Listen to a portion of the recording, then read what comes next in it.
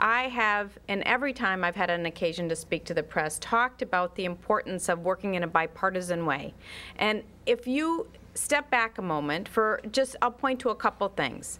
The House Speaker and the Senate Majority Leader unveiled their Minnesota gauge, and I actually have a picture of that screenshot, and it's just beautiful, inviting the citizens to become civically engaged. And you could say, well, what's wrong with that? Isn't that what we should all be doing?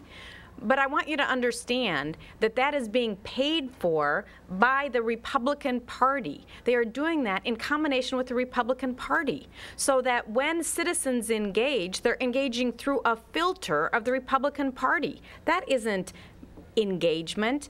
In contrast with when actually we were in the majority, I have a copy of an old press release that says State Senate Majority Leader Larry Poggemiller, State Senate Minority Leader David Senjum launch their Senate website to create citizen engagement. In fact, this was such a great approach to getting the citizens engaged that it was featured in NCSL magazines. There were legislatures around the country looking at it, because it was a positive step in doing what we all know we have to do if we're going to be able to raise the level of public discourse and find a way to really move not just Minnesota but our country forward. And so once again, we take an opportunity, and I commend them for understanding how important civic engagement is, but rather than come to us and say, could you help fund this? Would you like to together as a legislature open this place up and make sure citizens can engage? They miss that opportunity and have something paid for by the Republican Party.